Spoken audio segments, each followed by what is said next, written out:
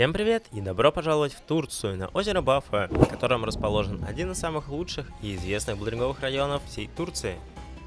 В этом видео у меня была задача довольно простая, просто полазать трассы и показать, как выглядят камни, где они находятся и что из себя представляет озеро Бафа. Уже в марте я поеду на более длинный срок, скорее всего на 2 недели, вместе с учениками, и уже оттуда сниму более полноценное видео о секторах и трассах, в которых они расположены.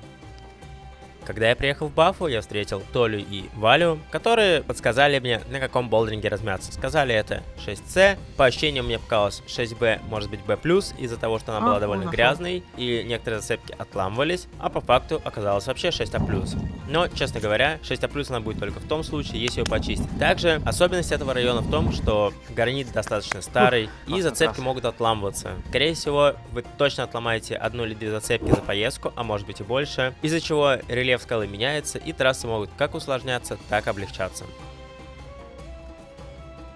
Из-за того, что под большинством простых трасс аккуратный ровный газончик, нету больших камней, район Бафа идеальный для новичков. Довольно легко спрыгивать, довольно безопасно падать, а на тяжелых трассах встречаются уже более опасные движения. Сейчас я пробую 8А+, пришли мы нее в середине дня, ближе уже к вечеру. Это был Вален проект, и она предложила попробовать мне его. Зацепки очень острые. Первой попытки я делал без пластыря и вообще не мог сделать ни одного перехвата, было безумно больно. Потом я замотал ревайтаутом тейпом подушечки пальцев и стало намного легче, и через несколько попыток залез в трассу. Трасса мне показалась не очень тяжелой, но достаточно болдеринговый. Есть два тяжелых перехвата в начале и потом аккуратный долаз по крошащимся зацепкам. Хорошо, что Толя меня страховал. Там снизу торчит огромный гранитный камень вертикальной из земли, на который очень не хочется упасть любой частью тела. И после чего очень простой вылаз, главное и безопасный.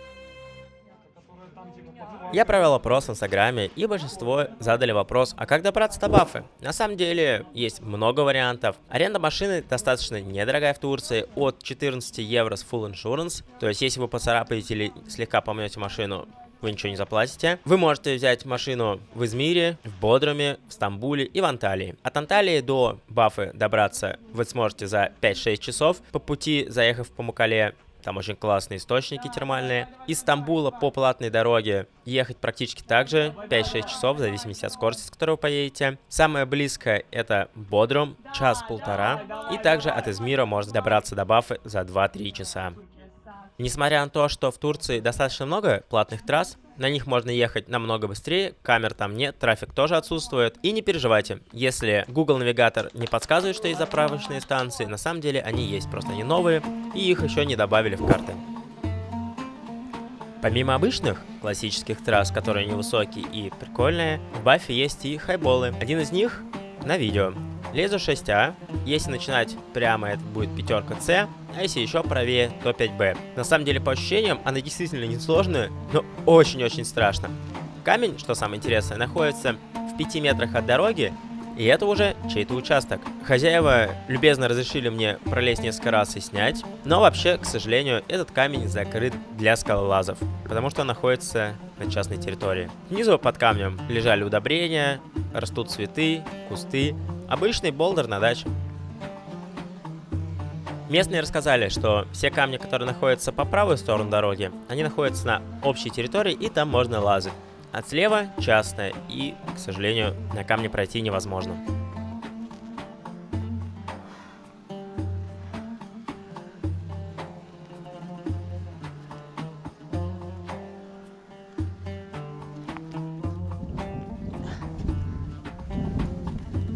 Наверное, вас всех интересует, как оттуда слазать.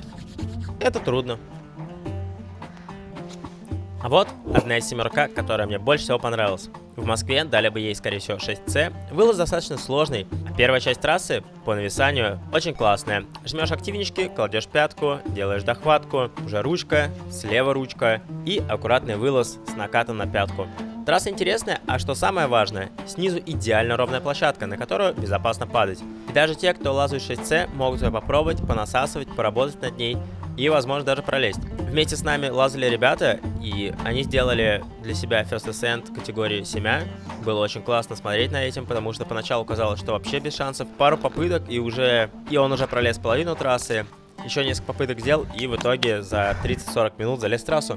Еще одна интересная трасса с классным движением. Сидячий старт. Оп.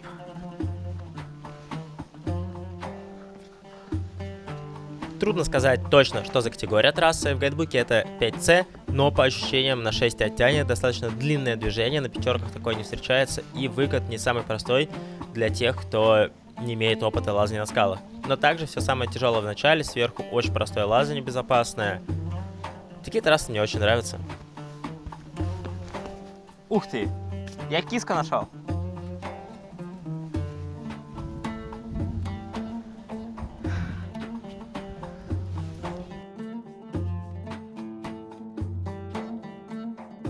Камни раскиданы по всему северному и восточному побережью озера Баффе. Огромное количество, я уверен, что даже половина из них не пройдена.